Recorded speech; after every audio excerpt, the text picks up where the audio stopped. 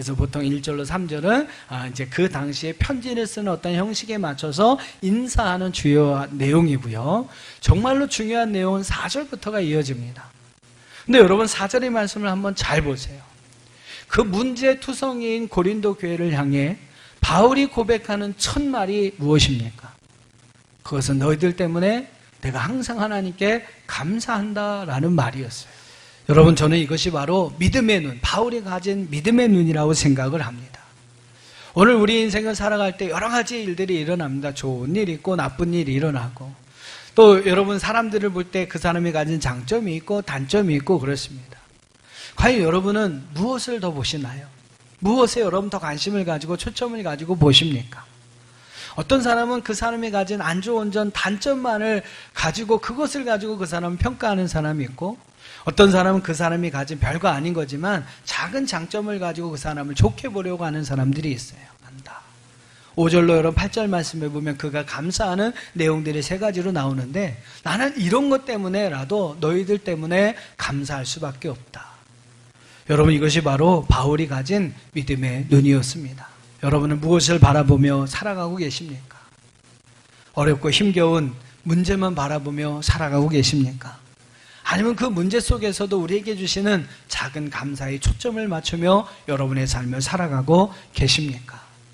오늘 저는 이 바울의 모습을 통해서 우리가 좀 그것을 깨닫고 배웠으면 좋겠어요. 저와 여러분의 믿음이 오늘 이 바울이 가졌던 그러한 믿음의 눈을 가지고 우리 주변에 있는 작은 일에 여러분 눈을 보시면서 그 작은 일에 더 감사할 수 있는 저와 여러분들이 될 수 있기를 주의 이름으로 축원합니다.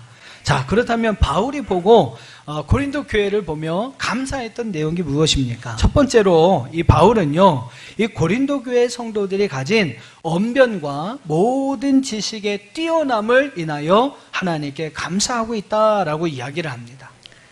모든 은사에 부족함이 없었다. 이것이 바로 바울이 고린도 교회를 향해서 감사하는 두 번째 이유였다라는 것입니다. 하나님이 주시는 은사가 그들 안에 부족함 없이 많이 있었다. 그런 은사를 가지고 주님의 오심, 주님의 재림을 잘 기다리는 교회였다. 이것이 여러분 바로 이 바울이 고린도 교회를 칭찬하는 내용이었습니다. 그리고 여러분, 그분이 가진 은사를 가지고 하나님의 교회를 세워가라고 하나님께서 여러분 보내주신 거예요.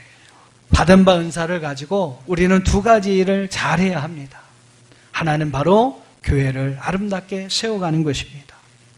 또 하나는 그 교회에서 함께 믿음 생활하고 협력하면서 주님의 오심을 기다리는 것입니다.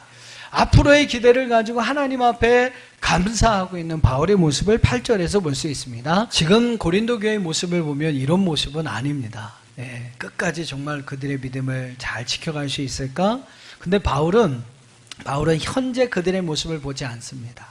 하나님께서 그들 가운데 함께 하시고 그 교회 가운데 함께 하셔서 마지막 날까지, 그리스도의 오시는 그날까지 책망할 것이 없는 그러한 성도들로 하나님께서 그들을 세워주실 것을, 그 미래에 대한 기대와 소망을 여러분 바라보면서 이 바울은 하나님 앞에 감사하고 있는 것을 볼 수 있게 됩니다.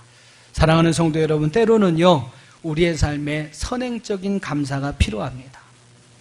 비록 지금은 아닐지라도 앞으로 하나님께서 그렇게 해주실 것을 믿고 감사하는 것이죠. 앞으로 되어질 일들에 대한 기대를 가지고 여러분이 피그말리오 이펙트가 여러분 작용해서 정말 여러분이 기대하였던 대로 되어질 것을 우리가 믿고 하나님 앞에 먼저 감사를 심는 것입니다. 사람들은 그 관점에 따라서 자기 인생을 다르게 살아간다고 합니다. 어떤 사람은 감사할 것이 너무나 많음에도 불구하고 유독 없는 것을 찾아서 불평하고 원망하는 사람이 있어요. 그런 사람은 절대로 행복하게 살 수가 없는 것이죠. 하지만 반대로 어떤 사람은요, 감사할 것이 정말로 없는 것 같은데 그럼에도 불구하고 작은 감사를 찾아서 그것에 감사하는 삶을 살아가고 있는 사람들이 있다라는 겁니다.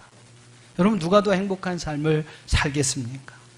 과연 여러분은 어떤 사람이십니까? 여러분은 과연 어떤 사람입니까?